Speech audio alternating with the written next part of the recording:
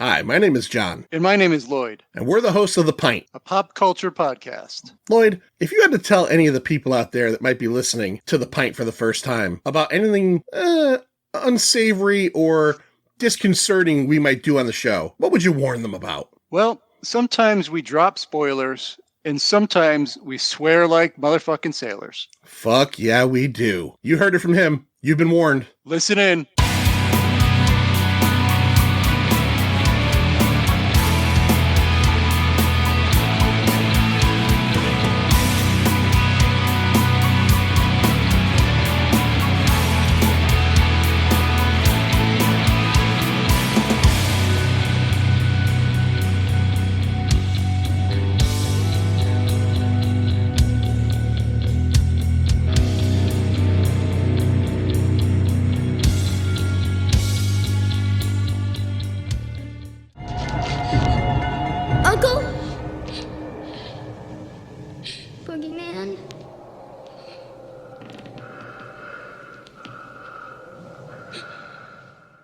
All right, welcome to a brand new Pint. My name is John. My name is Stu. And we are here at the beginning of spooky season. That's right. It's the first week of October. I don't know if we're going to do all Halloween, or I don't know if we're going to do all horror episodes this month. I was going to say, you've already done most of the Halloween movies. Stu, we've talked about so many fucking Halloween movies at this point, but I'm a man of my word. And last year, you and I did 2 episodes covering Halloween movies in October. You and I and your wife Amanda discussed Halloween Kills, and then you and I did a triple T discussing the very maligned Halloween Resurrection. Oh, so bad. Tolerable 100%. We talked a little bit about it, and somehow during that conversation, Halloween 5 came up, which you had kind of said, you loved, or at least liked. I don't want to give too much away, but you said you liked it. I said I remembered things differently than that. So why don't we do that as an episode? And, I don't remember everything I say, but I remembered saying that. So we had to circle back around to it. So that's what tonight's episode is. I never forgot. I've waited all year to do Halloween 5. You've had that just written down somewhere. Just written down. I'm going to do Halloween 5. So here we are almost a year later, and we are going to talk triple T, Trash, Tolerable, or Treasure, Halloween 5. Now, right off the bat, essentially, once you get past Halloweens 1 through 4, would you agree that the sentiment, at least in terms of what's remaining for the last couple of this line of Halloween movies, are generally considered trash, right? Right, wouldn't you agree that 5 and 5 6, and 6, are not well regarded, no. Right, so those two are not. Halloween H2O kind of comes back and, got a little bit of that magic back. And then Resurrection is also regarded as a dumpster fire. So it's pretty safe to say that you could put this one in the trash area right off the bat. But we're going to see how we feel about it. By the way, I did want to mention, I just brought up Amanda. As of recording, we're recording this early. Recording this in August of 2022. A little bit behind the scenes there. At the beginning of August or the end of July, Stu and his wife Amanda came up and spent a weekend basically hanging out here at the 215, and we went to Terrificon. And we had a great time. And Stu, I just wanted to say it was great to get to see you in person again. And it was great to get to meet Amanda in person for the first time. We had such a good time with her, and I just wanted to convey that to you and her. And she even spent her birthday at a fucking Comic-Con, which she did. Probably isn't necessarily most women's, I'm not saying all, but if you're not into that stuff necessarily, your thing. But she also did a little cosplay, a little Harley Quinn cosplay, and had a really good time. And I had a really good time. I just wanted to say thanks for coming up. Long ride from Pittsburgh. I have to tell you this. We were there, obviously. At some point in the day, we went down to eat. And Andrew Morgan from Recent Activity came over and we hung out, and then we went back up to the Comic-Con. She told me afterwards, she was like, I had no idea why we went back up there. I thought we were done when we went to eat. That was just a break to eat. It was a break, and but I will be honest, if someone had said after we were eating, you know what, I don't feel like going back up, I would have been fine going home, or I would have been fine hanging out and just chilling and talking. Those things, Joe, who's probably going to be hearing this, Joe Doherty, our good friend who we've done shows with, he also came up for that weekend, and he hung out here. He actually spent 2 days here.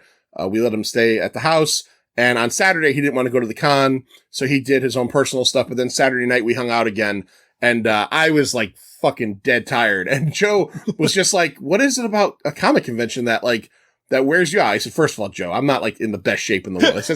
I said, "But second of all, I think even if you're in good shape, it's a hot day. You're lugging shit around. You're walking on your feet all day long. Now, Stu, you're in better shape than me. Do you find like a Comic-Con, like a full day of walking around to be kind of like at the end of the day, you're like, I'm ready for a fucking nap. I'm done with social activity? I find life to be like that. I work at an office job. I'm sitting down all day, and by the end of it, I'm like, oh, I need a nap.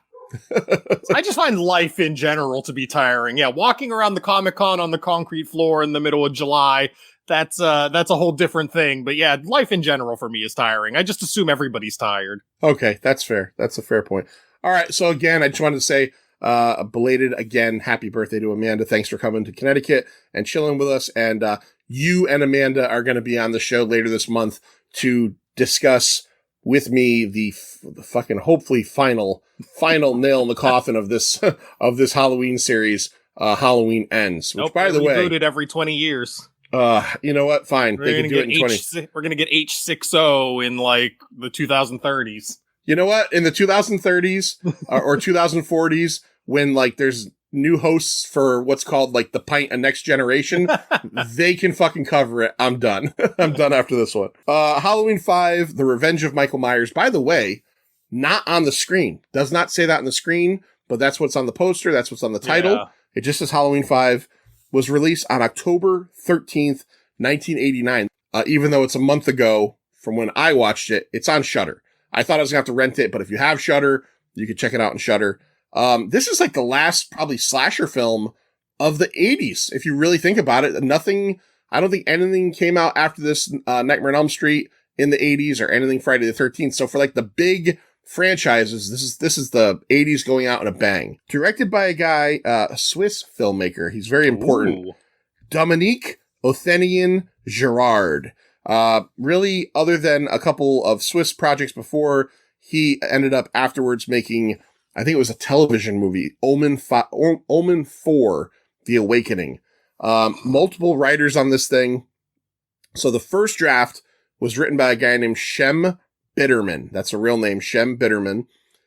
In 2015, he wrote a TV movie directed by Angela Bassett that was a biopic about Whitney Houston. Never heard of it. Oh. Huh. Never heard of it, but he pivoted a little bit. His original script. I see the influence there. Tina is very much like Whitney Houston. Oh, Tina. We'll get to Tina in a second. The first script, the Shem Bitterman script, I think what we have to say first of all is it's kind of important, and you kind of said this the other day, that you can't really watch Halloween 5 without watching 4 first. They kind of go together because it essentially is almost like an immediate sequel. What ends up happening at the end of 4 goes into 5. At the very end of 4, our heroine, Jamie Lloyd, stabs her stepmom to death, or at least seems not to death. Yes, I was going to say not to death. Okay, so it was not to death. So in Shem Bitterman's original script, Jamie is evil in the whole thing and working with Michael Myers. They're like the Legion of Doom. Was it still set a year later? Were we supposed to get like little 10-year-old Danielle Harris running around being a killer? It didn't say. It just said that she was full on evil. This was rejected by the studio and Mustafa Akkad. Mustafa Akkad is the guy that essentially produces all of these films. Othenian Girard, the director, he takes a pass at the script. He adds in the mute aspect. Jamie is mute through 90% of this movie. He also adds in the telepathic connection that Jamie and Michael Myers have, which in this film, every time Michael's about to kill somebody, Jamie senses it. It's like a spider sense. So then the first script also heavily revolves around the concept of the Curse of Thorn, which in the final script and in the movie is a fucking afterthought. Like, it's just there to set up part 6. Like, if part 6 never happened, nobody would know what the fuck was going on in a couple scenes in this movie, because it's very bizarre. So that's all the stuff that came in the first one. And then a guy named Michael Jacobs, who really didn't have much of a career. He wrote a movie called 3/15, The Moment of Truth. He came in and wrote the finalized version that we end up seeing here. Stu, we talk about the Curse of Thorn. The Curse of Thorn, as we find out in part 6 eventually, is tying Michael into this cult that has something to do with what is it? The festival of, how do they say that? Samhain, but that's not how it's not how it's supposed to really be pronounced. Yeah. Yeah, it's like I always forget. word or something. Yeah. Shaman or something along those lines. And he's being controlled by this cult, the whole 9 yards. So getting into the trash aspect, do you think when do you think when a film series suddenly pivots so hard, like, do you think it's a good idea for a movie series, like, to throw in a brand new idea, five or 4, if we minus part 3, additions in, or do you think that it's like too late and I just want more slasher stuff? It's a double-edged sword at this point, because how long can you just keep doing the same thing? I think as any kind of creative entity, you want to come in and put your stamp on something and say, all right, we've already seen him killing his family members. Let's introduce something else. Let's get some backstory here. But as is the case with part 6, if you do it poorly, and they clearly didn't have an idea. I don't know what was in the director's initial script, but I know part 6 they went into with no plans, because part 6 was up for a bidding war, and they almost did a version where he was in space. So they clearly, like, when they wrote 5, they didn't know what was going to happen in 6. So, I mean, I appreciate the movie for trying something new. Like, swing for the fences, man. If you're gonna fail, swing hard and go for the home run. Don't just, like, bunt and go out. But yeah, I mean, ultimately the call to the Thorn was they swung big and missed. But they tried. I mean, they had an idea. They were like, hey, we've seen him kill his family for 3 movies now. We're going to do a 4th movie of that, but let's add something so that this franchise can build on this going forward. And it didn't work, but they tried. People make fun of the Cult of Thorn a lot. A lot of horror fans, even our good friend Scary Larry Dwyer. So you could tell when someone is in the Cult of Thorn in this film. A couple characters have, including Michael, have a tattoo on their wrist. Larry has that tattoo, so he can make fun of it all day long. He has the fucking tattoo. All right, so let's see if the cast is a problem in this film. My God, it's full of stars. Right off the bat, we get Donald Pleasance coming back again as Dr. Loomis. You know him from The Great Escape and Escape from New York. Just pure bombast. He's back again. He's collecting the check, but you know what? He's putting it out there. He is peak crazy ass Loomis in this movie. I love him in this movie. He's screaming at children and using children as bait. Like he's off the deep end in this movie, and I love it. He uses children as bait. He is like, Jamie at one point has like this like panic attack that's like worse than a panic attack, and as she's recovering, he's like, so you gonna tell me now? Are you gonna tell? Like she's barely breathing. She's a little like 10-year-old girl. And like, instead of like, okay, let her rest, he's like, give it up, bitch. Yeah, he's just terrible in this movie. Any kind of like, I mean, I guess the best part of Loomis, dating back to the original Halloween, was like his low-level insanity, that he's just walking into Haddonfield and telling everybody, evil has come to your town. Yeah. And then by this movie, he's just off the reservation. Like, he's completely done at this point. There's no sensibility left. He's just screaming and ranting. And Donald Pleasance, God bless him, man. Like, he is not just phoning this performance in. It's some odd choices, but he's going for it. Yes, he is. Yes, he is. Our second lead, Danielle Harris, plays Jamie Lloyd. She has a different last name in this because she's supposed to be in hiding. I don't remember what they said it was. Carruthers. Carruthers. Well, no, that was her adoptive name in part 4. The family that adopted her was the Carruthers. Oh, okay. I thought that it was like, I thought she was like Rachel, the blonde that's her older sister, is Rachel Carruthers. Okay. All right. I don't really know well, I guess Jamie Lee Curtis's name was Laurie Strode. She presumably got married to somebody named Lloyd.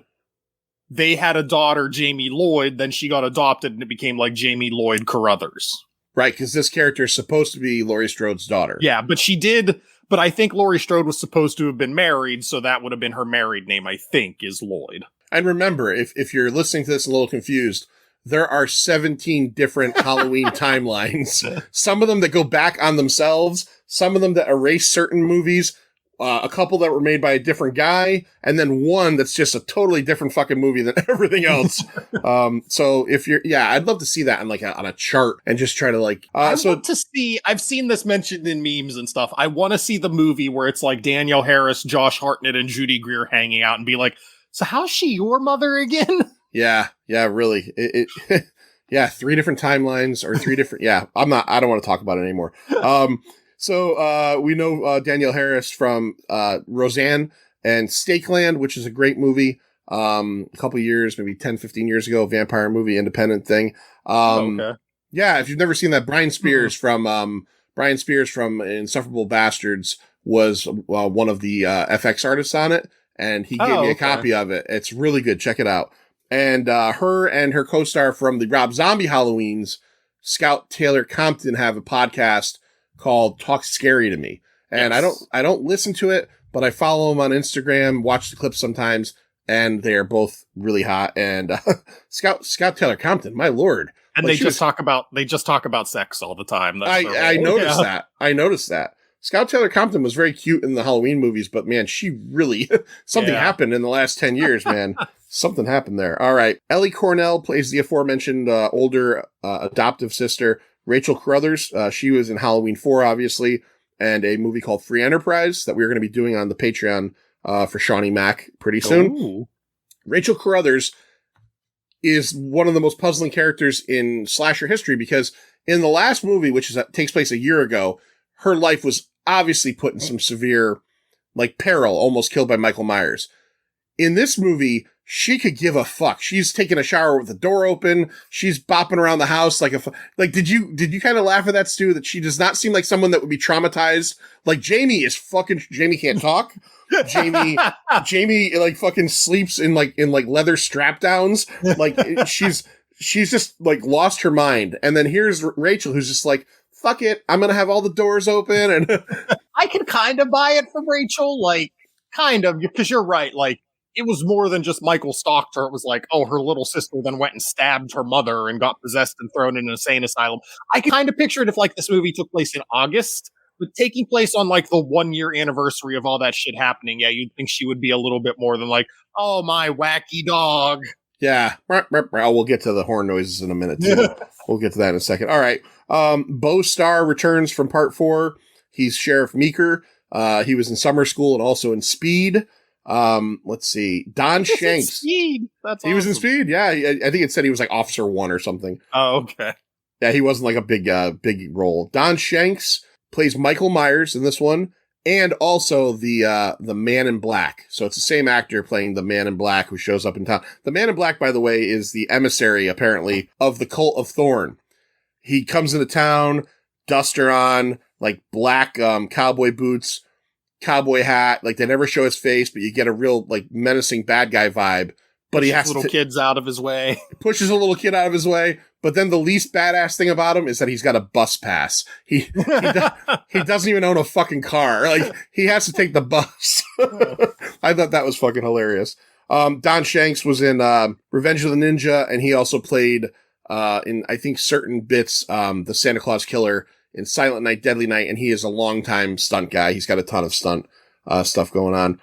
Tamara Glynn plays Sammy Thomas. I think when I wrote this down, I made a mistake. I think Sammy is the blonde girl, ends up dying in the barn. When I did this, I thought it was Tina. So I don't have the information for who the actress who played Tina is, which is funny. Kaplan. Wendy Kaplan. Okay, thank you. Wendy Kaplan plays Tina. Wendy Kaplan plays Tina, who is one of Rachel's friends and kind of like a good like aunt figure for Jamie. And Tamara Glynn, who was in Knots Landing and Miami Vice, a bunch of TV shows around the time, plays Sammy Thomas, who is another friend of theirs.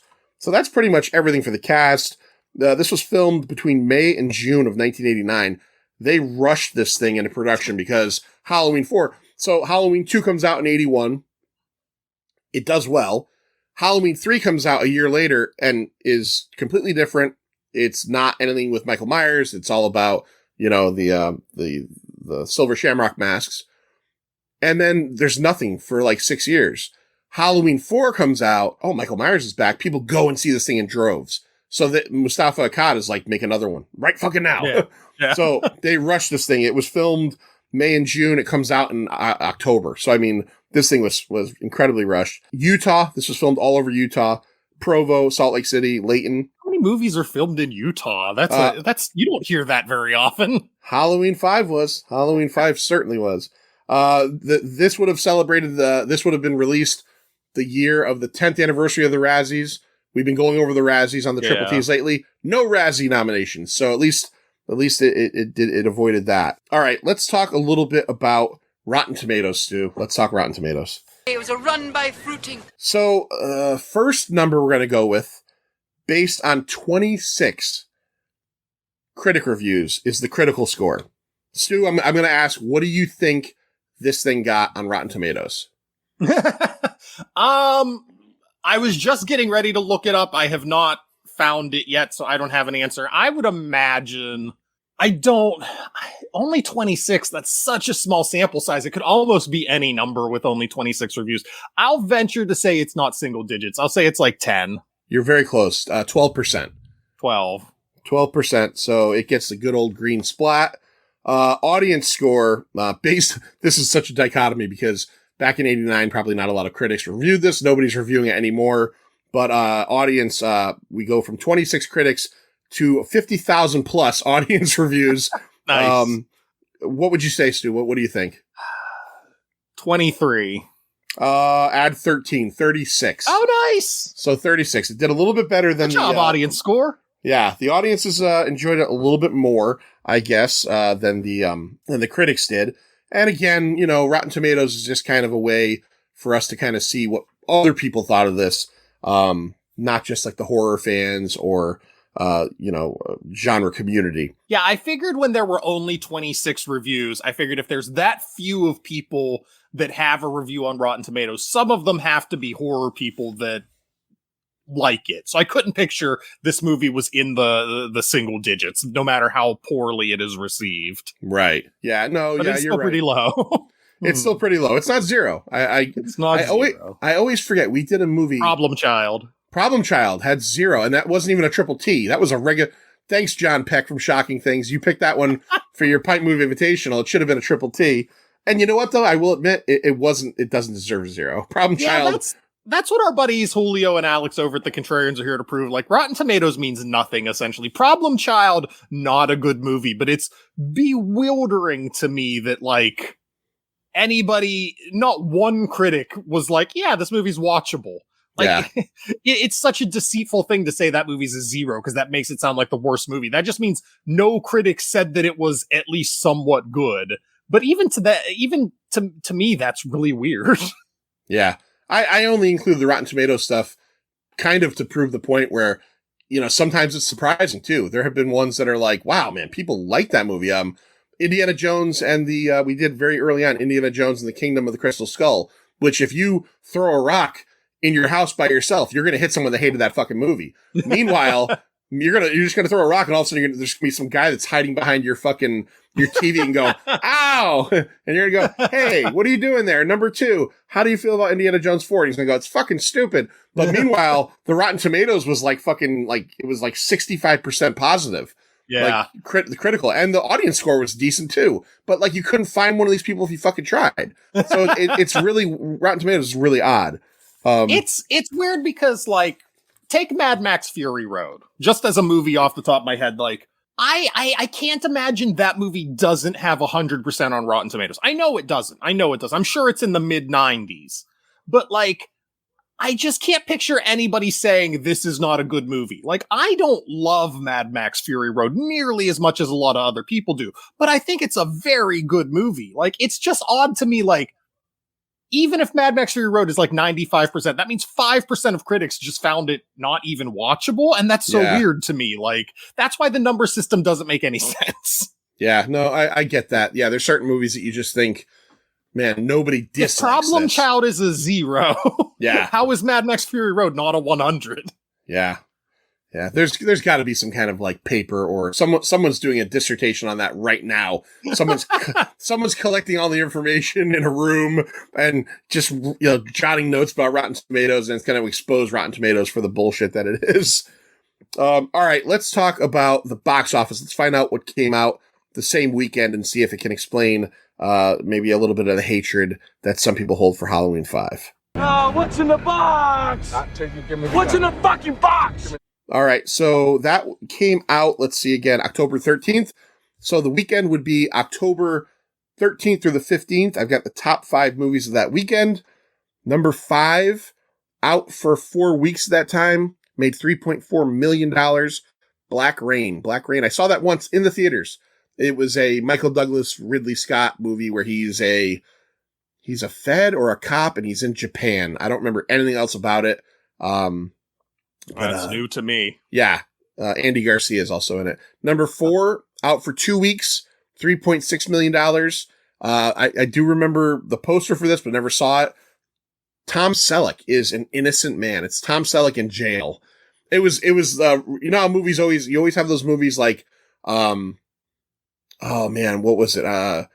Vice Versa and, the one with Dudley Moore and Kirk Cameron where people switch bodies, you know, those type of things. Yeah. And Volcano and Dante's Peak. Those movies always come out at the same time. Okay. Yeah. So An Innocent Man came out right around the same time that Stallone had his prison movie, which was called Lockup. So it was like the 2 prison movies at the same time.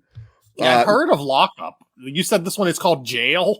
No, it's An You Innocent said Tom Man. Selleck in jail, and I was like, do you mean he's in jail, or that's the title of the movie, Tom Selleck in jail? Well, first of all, it would be a better title for the movie. But no, it's An Innocent Man is what it's called. Okay. Number 3 that week had been out for 5 weeks, $3.6 million. Al Pacino, John Goodman, Sea of Love. I saw that years ago. It's fine. It's like a cop thriller. Number 2, opening that weekend, $5 million, Halloween 5. Oh, Halloween 5. So it came in number 2, but it was defeated by a movie that opened the same week and made $12.1 million. This was big in 1989 dollars. It's crazy. This is a movie, by the way, that at the time was a fucking phenomenon. Like, this thing was crazy popular. I think it had 3 or 4 sequels. I think it was diminishing, though. But the first one was incredibly popular. John Travolta and Kirstie Alley in Look Who's Talking. Oh, yeah, shit. There's a movie I have not thought about in ages. Yeah, Look Who's Talking. Look Who's Talking 2. Look Who's Talking Now, I think was the third one. Yep, Bruce Willis Wasn't the played third the one voice. about a dog? Oh, maybe, yeah. I think number 1 was Bruce Willis as the baby. Then number 2 was they had like a sister or something. And then I think number 3 might have been they involved a pet into it. Fucking, yeah, not a great series of films. Made a lot of money.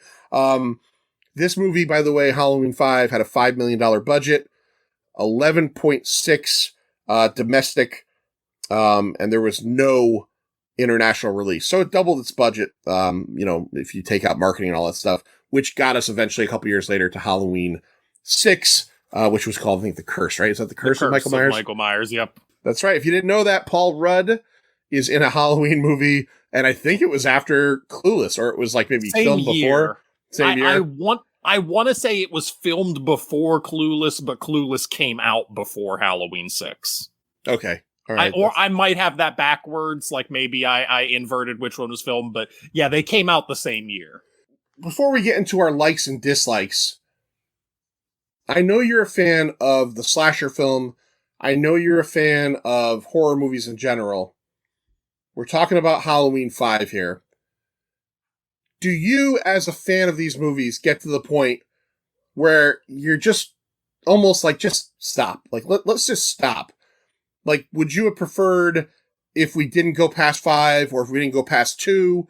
Or are you the kind of guy that's like, you know what? If you're going to keep making them, I'm going to keep coming to them. No, if you're going to keep make them, I'm going to keep coming to them. And I think the reason for that is with the Halloween movies, if they had looked at part 5 or they had looked at part 6 and said, okay, we're done, we never would have gotten H2O, which is really good. And I don't love the zombie Halloween movies, but they gave us Taylor Scout Compton, who was great in them. We talked about that when we did Halloween 2, like, not a good movie, but she and Danielle Harris and Brad Dourif are tremendous in it, just trying their best. And then I kind of liked Halloween Kills. So, I mean, I enjoyed getting to watch Halloween Kills, and I enjoy where we are right now, getting to look forward to Halloween Ends. So, like, And it's like the Jason franchise that went all over the map. It went for a while, then it did 5, then it did 6 and 7, which I liked. Then 8 and 9 sucked. Then Jason X I really liked. So like, I accept that, like, don't expect much going in, but if you're gonna keep making these movies, I'm gonna keep watching them because, like, there's always that chance that, like, you're gonna throw another Jason X at me or something, or a Halloween H2O that I'm gonna be like, oh, what a pleasant surprise.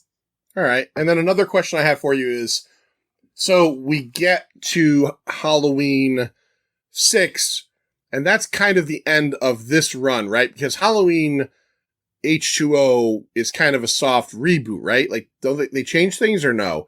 Yeah, because Halloween H2O is a direct sequel to 2. To 2, right. So Yes. would you have preferred a world that we have now where they've changed these things multiple times, right? Where they tried new things. So we get to 6, it doesn't work out. H2O and Resurrection are now in their own, like, kind of butted up against Halloween 2 in their own timeline. We get the Rob Zombie ones, and then we get back to the new ones that are butted up against Halloween 1, the current ones that we're doing. Or would you have rather, at the end of 6, we just kept delving into Curse of Thorn, Jamie Lloyd possibly, although I know she dies in the next movie, but like her kind of timeline, the Jamie Lloyd timeline, would you have rather seen that go forward than all the reboots and everything we got? Because I think some people think at a certain point, you just got to reboot it. It's not working anymore. But sometimes people are like, fuck it, let's go. I think the problem with the Halloween franchise is there were too many long-standing characters. Like with the Jason movies, pretty much every Jason movie is, here's a new cast. Right. And you can do one canonical story like they do from part 1 to part 8 is one story. And I wish they had just kept going on with that story instead of, sending the rights to New Line and letting them do new stuff. But with the Halloween franchise, you were stuck because Jamie Lee Curtis was such a part of the franchise.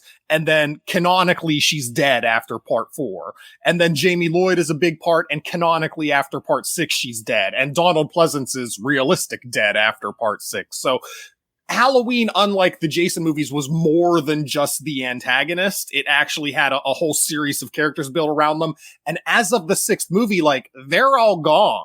So you can't really do anything else with that timeline. So I think the Halloween franchise has made the right choices because they did it again. They rebooted into H2O, brought Jamie Lee Curtis back. We were all happy. And then they did Resurrection and killed her again. So again, it's like, well, why bother keeping on with this timeline? We've killed our best character and made a terrible, terrible movie. Right. So again, they kind of rebooted it to where we are now. And I mean, we'll see how Ends goes, but I mean, I think for the Halloween franchise, they've made the right choices. Like, you just had too many characters that were too integral to what was going on that when they were either canonically or in real life gone, you kind of have to take a step back and choose a new path. Did you read, I read a synopsis that someone had put on Instagram, I think released from Blumhouse, the official synopsis of Ends. Did you read that? No, I did not. Is it spoilery? The only spoiler is how long it takes place after Kills. Oh, I heard it was going to be 4 years. Yeah, 4 years. Like, yeah. Okay, all right. So that part I heard. I heard that like I think before even Kills came out. They said Ends was going to be 4 years after Kills. I literally figured the way that last movie ended, it was going to be the same night. You know what I mean? Yeah. Okay, interesting. All right, Stu, we've talked about the box office, Rotten Tomatoes, all that stuff. That's stuff that's kind of outside of our purview. Let's get into our likes and dislikes of Halloween 5 and kind of dig into what makes, hold on. I just lost fucking English language totally. And let's dig into how we feel about this fucking movie. Are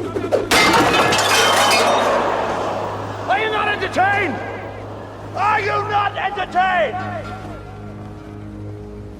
Is this not why you are here?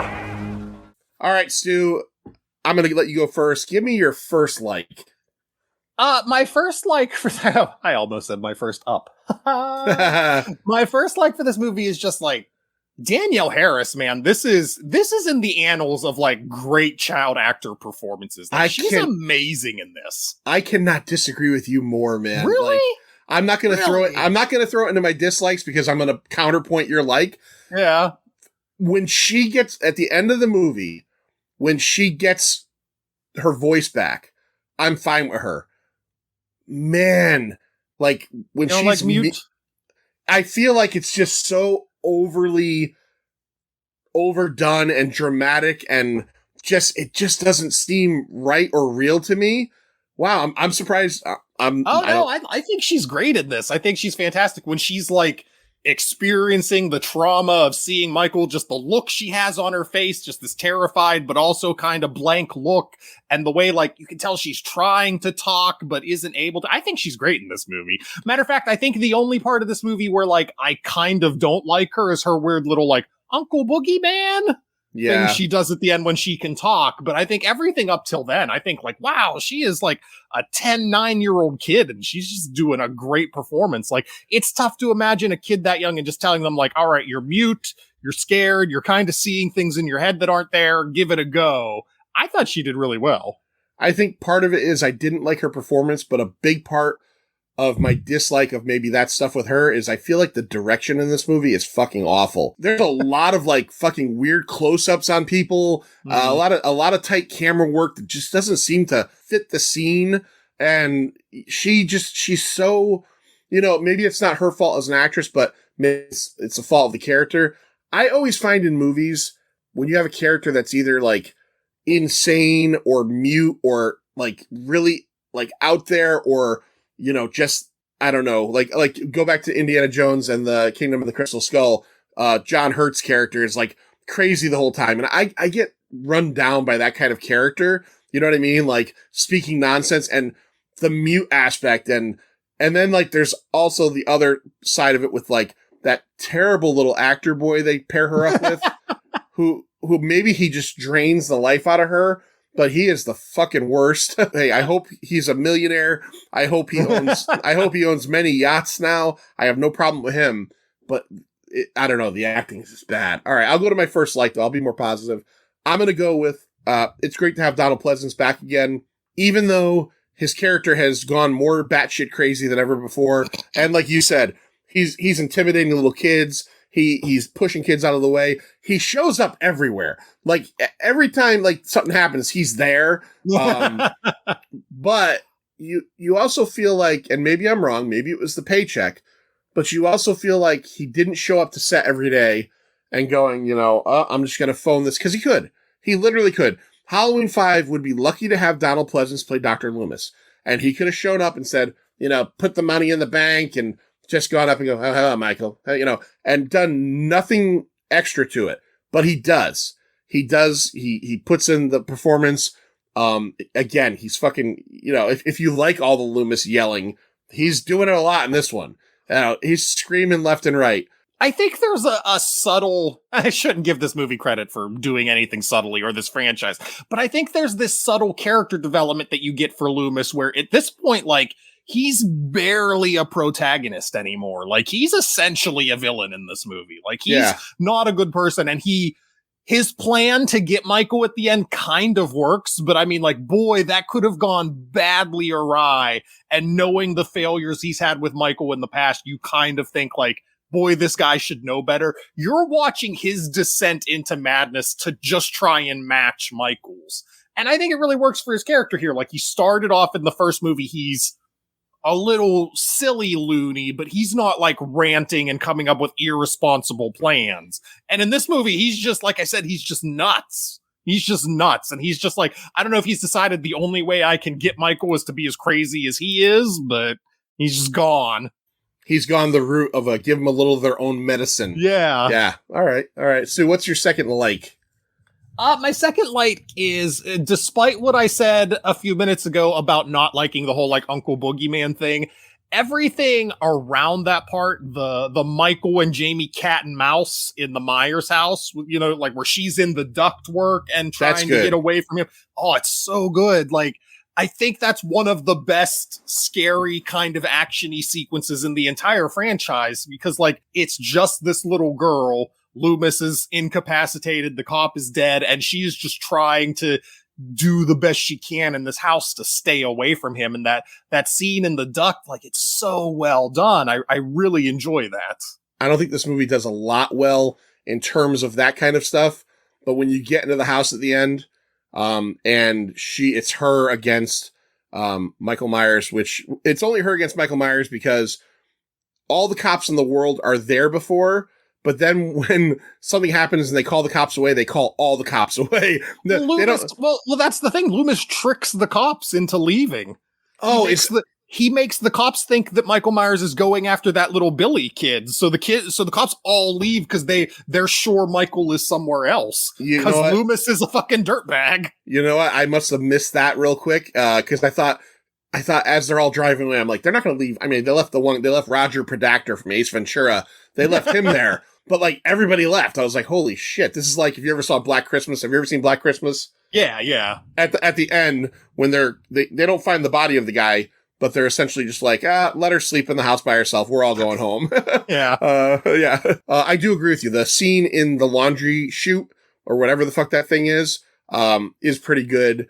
It's reminiscent, not as good, but reminiscent of the closet scene from the first movie. Yeah. Where she's like hanging and he's stabbing through the thing. Shitty fucking metal. If a butcher knife can go through it that easily. It's going right through it. Right through it. The only part of that scene that I kind of think is like, that was maybe a bridge too far is the part where he stabs through the ductwork and she like fucking Super Mario springboards jumps off the butcher knife. Yes, to get up to the top of the thing. But even that, I don't care. It's like, all right, well, you wrote yourself into, she has to get out of there some way. Yeah. The scene to get there is so good. I always forgive that. But it's just like, when did she become a Mario brother? They make it pretty clear that when she falls, from the top of the duct, it's a good like 8 feet or 9 feet.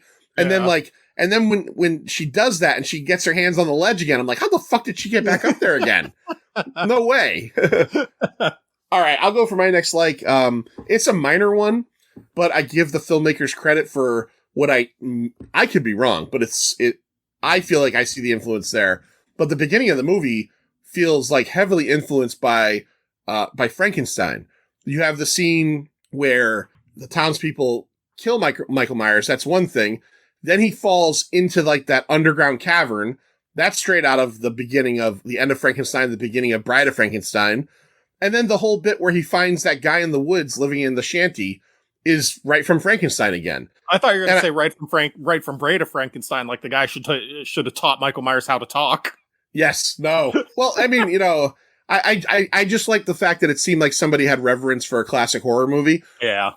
But I know it's Michael Myers, but like, there's no way that you can't have a little disappointment in this guy. This fucking old guy watches this dude for a year. Like, probably he just keeps him on his bed for a year. A fucking year. He probably feeds him soup. He probably washes his testicles.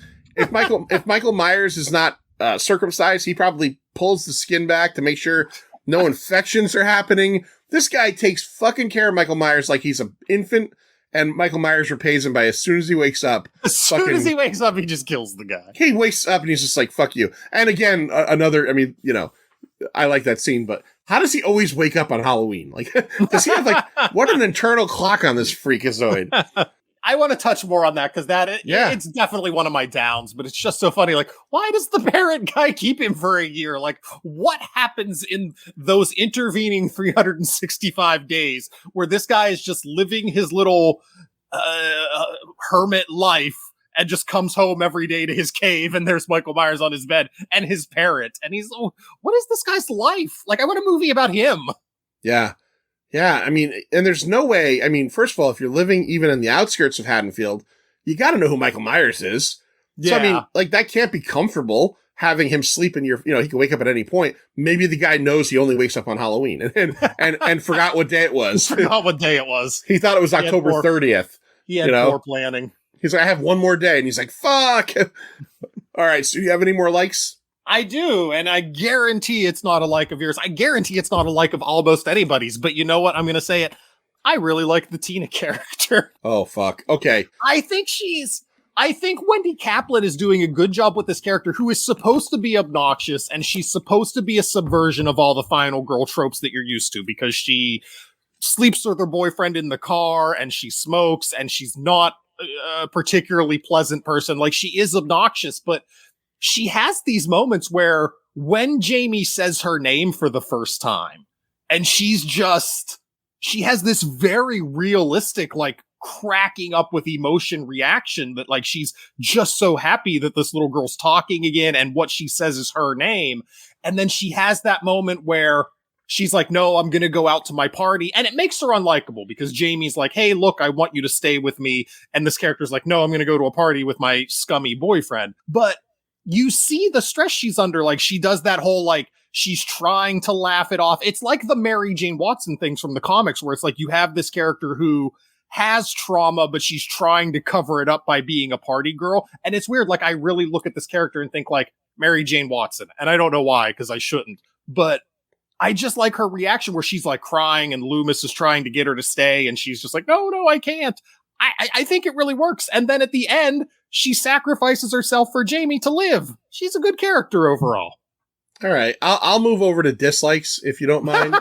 Oh no. If I had to go to an immediate dislike, I think one of my biggest problems with this movie is most, if not all, I mean, Jamie's fine. I mean, I don't like the mute aspect.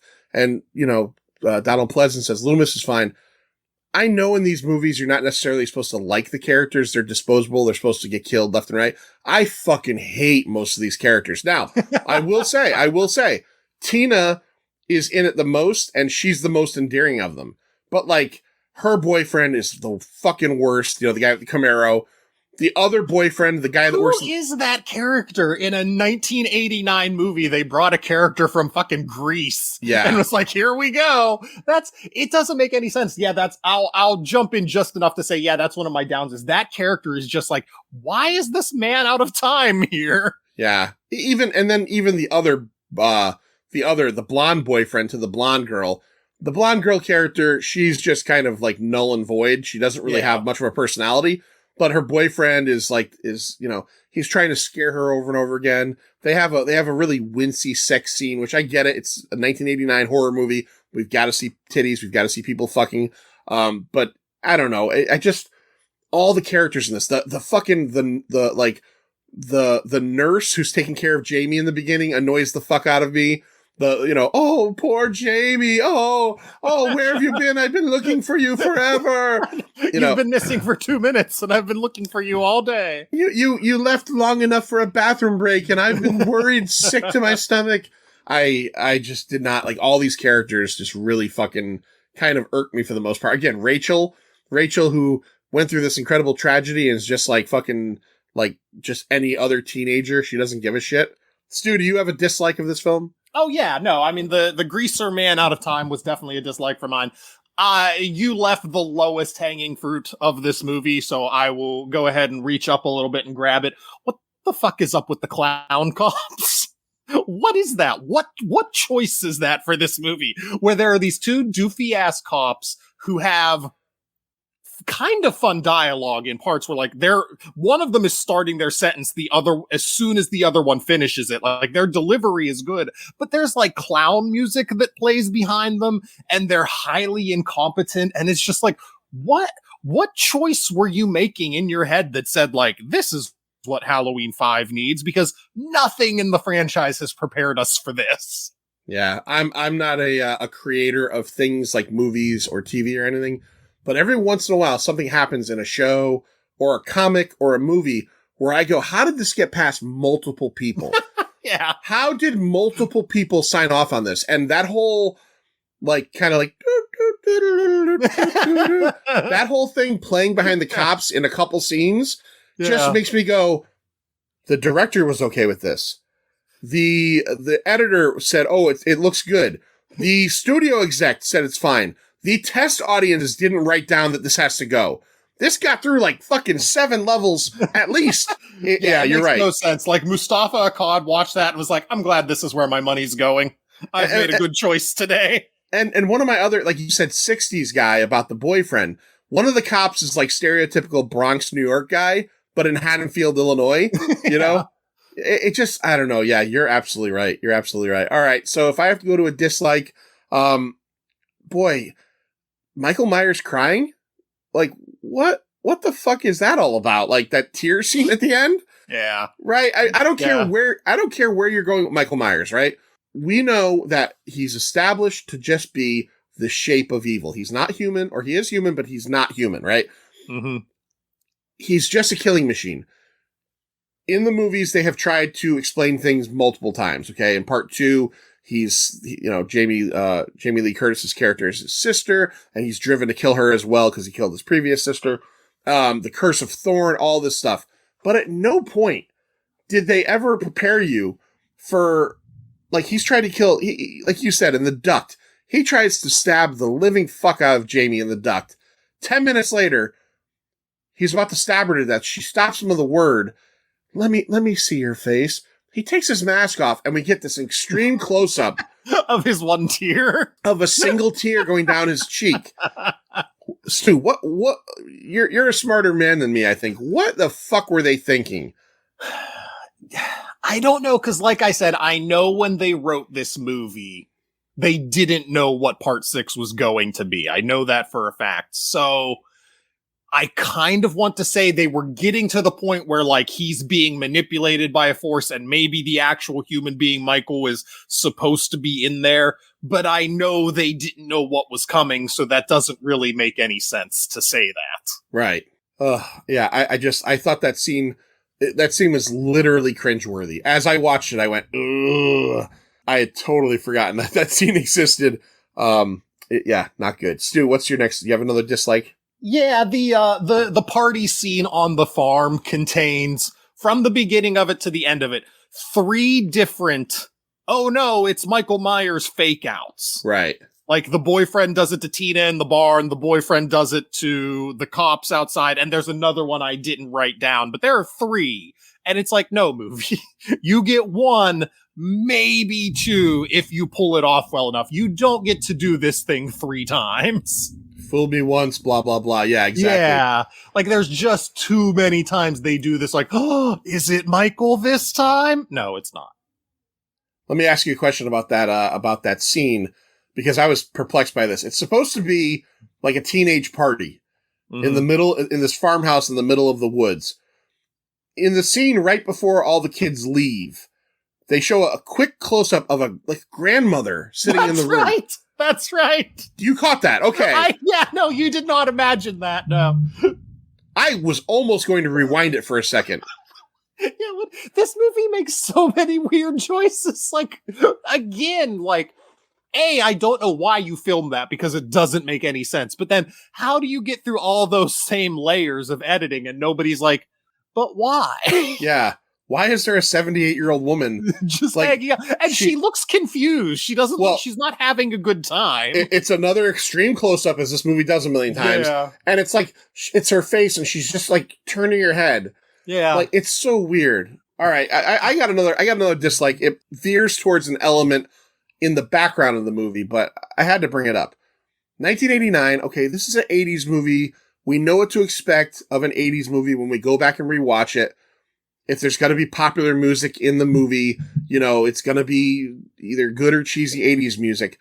But all the music in this movie is like, it's not like, it seems like they made it for the movie just to sound like other popular 80s music. You know what I mean? Like there's not one song that's a real song. We don't have we don't have like Catch Me I'm Falling or Rio by Duran Duran. It's like every time there's a song, it's like, we've already used most of the $5 million budget. We can't get anybody to do a song for this movie. So let's just get a bunch of really shitty 80s sounding music and throw it in here. I know that's like really out there, but every time a song came on the radio or in a scene in the movie, I was just like, this is the fucking worst thing ever. This is why people make fun of the 80s, is because of shit like this. And this was not really popular in the 80s. So that's just one thing. I didn't catch that. So I get what you're saying, I guess, in retrospect, but it's not something that I really thought much of. I was just like, royalty-free music. It certainly is. And I don't know, I would think that they could have afforded at least maybe one song,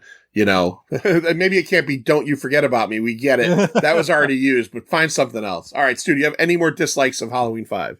No, that's fine. I got through enough of them.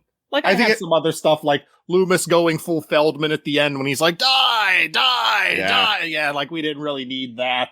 I mentioned the Cult of Thorn thing, like, you kind of have to hold Curse of Michael Myers against this movie because they set it up, even though they didn't know what was going to happen. And yeah, Curse of Michael Myers happened, and it's like, oh, that was bad.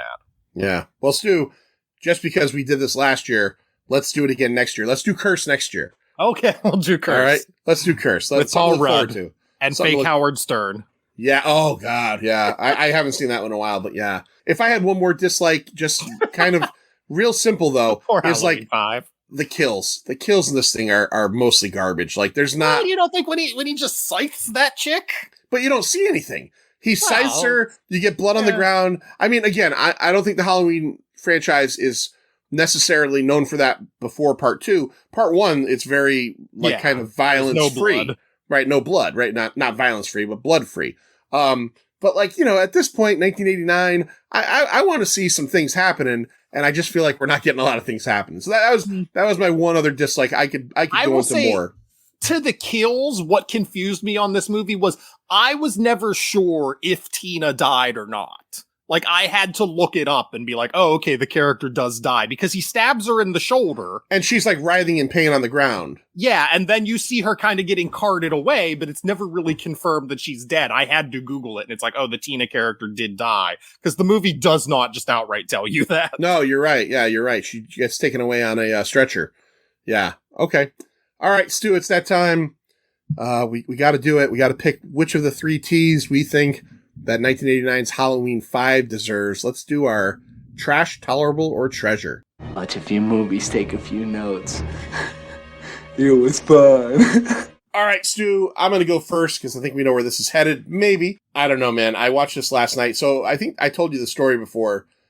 I think in 19, the year before the pandemic, Larry did these, our buddy Scary Larry, did these for one of his Connecticut Cult Classics nights. He did 4 and 5 together. I had not seen either in a long time. I actually remember really kind of enjoying 4. Like going, wow, man, that's a better, mid-late 80s slasher movie than I remembered. And it's a better sequel to Halloween 1 and 2 than I really remembered it was. And then immediately afterwards being followed by 5 and going, fucking A, man. Like, they did not emulate that last one at all. They dropped the ball. Yeah, I'm annoyed by the whole Jamie is a mute thing. I'm annoyed by all the telepathic stuff. The Curse of Thorn thing doesn't necessarily annoy me because this is so far down the line that to me it doesn't ruin. Like, I don't look at it as like, oh, now Halloween 1's different. Halloween 1's classic. Yeah. It's its own thing. You can't fuck with it. This is just something later down the line. If you wanted to go that way, you go that way. But when you watch this movie, all you get is Michael has a tattoo. This man in black has a tattoo. Michael goes to jail at the end of the movie. This guy breaks him out. Movie ends. You don't know nothing. If this movie never garnered a sequel, which does explain it more, we would have just, what the fuck was all that? So I think there's a lot of stuff left hanging. Don't think the kills are great. It's an hour and a half long, and man, I watched this last night. I felt like I was watching it for 2.5 hours. I'm going Halloween 5 is trash. Oh, you gave Resurrection and Rob Zombie's Halloween 2 tolerable. This one's trash? Yes. Yeah. Rob Zombie's Halloween 2 tries some different stuff. And in all honesty, it tries a white horse. And Resurrection, I'll give credit that it brings in a whole new idea to it with a very 2002, like whatever it was, streaming, game show type thing. It is not a good movie, but I thought the kills were better. Look, if this movie had Busta Rhymes and fucking Michael Myers having a kung fu fight, I might give it tolerable. But no, I also lay a lot of it down to I felt like this was a poorly made movie. It just I felt like the direction, the cinematography, it was all kind of rough to me. So I'm going trash. Stu, now I know you're not going trash. I'm excited to see because if you say treasure, I'm gonna freak out. I want to, before I say what I think it is, you mentioned something that I do want to talk about. Can we talk about how awesome the visual is of Michael Myers just sitting in jail? Okay. That's a different ending than we've ever gotten. It's on his knees? Him in his jail cell just sitting there, and I love it. It's just so, not what you expect. On his knees in the middle of a jail cell. My favorite part of the whole thing is, so the cops actually arrest him at the end of the movie. Yeah, They put him in chains. They take him away, but they let him keep his mask on. It's like the end of a comic book where like Spider-Man defeats Thanos and then the cops haul Thanos away. Like, pretty goofy. Pretty goofy. You're right. All right. So as for the triple T for this movie, I wanted to give it a T, but I realized I was probably not able to. So I called my buddy Bruno Mars up and I asked him if he could give me a T for this movie instead. So I would like to let you know what Bruno Mars thought about this movie.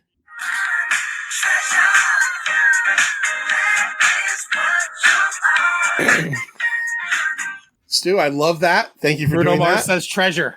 It's Wow. a treasure. That is what you are, Halloween 5. You're giving this a treasure, really? I love this movie.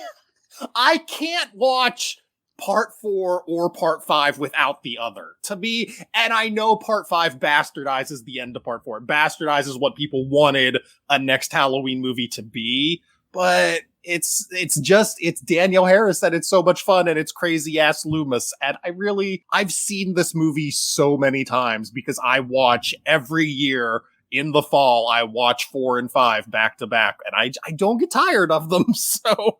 Well, and you did it this year in the summer, so you're going to do it again in the fall, I'm assuming, I probably will not in the fall, but this will be my watch for the year that I watched them. But it's my watch for the year, 4 and 5, man. Wow, okay. When we did Resurrection, I gave it a tolerable. I give Resurrection a trash. Oh, yeah. Oh, my God.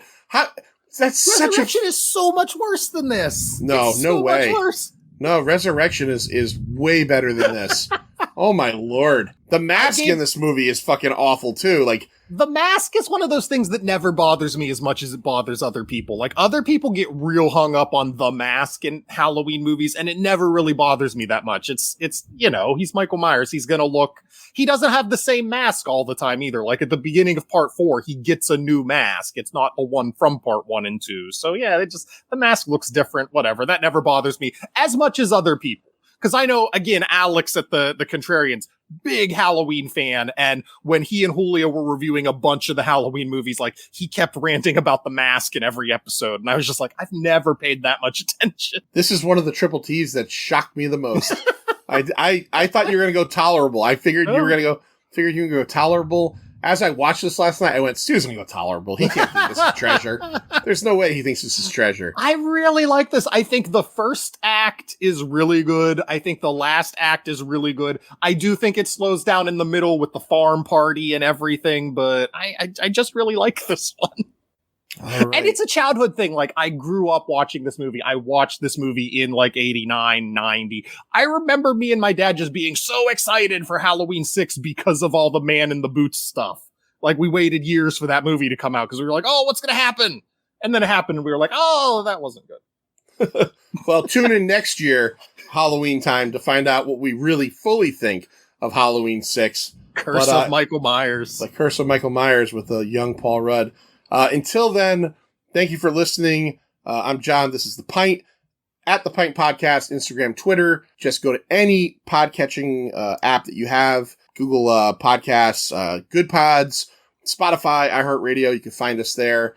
Patreon is Patreon/The Pint, $2.50 a month. Gets you all kinds of good stuff. If you are a horror fan listening to this, we have a series over there called Scary Larry's House of Horrors Classics, where we're talking about some classic horror films. We did The Lost Boys and we did The Evil Dead already. We have some more good stuff coming up, but more importantly, I'm going to turn it over to my buddy Stu, who's going to tell you all about his website and his awesome podcast. Yeah, the podcast is the Stu World Order podcast. It's on all the same places that John just said. We review random comic book movies a month. And the website is swoproductions.com. We have new articles every day. We're starting to do more fiction stuff going on over there. So we've got some writing, which I always want to do more of. And yeah, on Twitter at SWO Productions, I spend way too much time on there. So come interact with me on there. Tell me that you agree that Halloween 5 is a treasure. You agree with me and Bruno Mars. Hey, Bruno Mars is a popular guy, but doesn't mean he's always right. And I can tell you right now, he was not singing that song about this fucking movie. You know nothing. He definitely was. All right, Stu, say the words to get us out of here. See ya. It's over, Johnny. It's over. Nothing is over. Nothing. You just don't turn it off.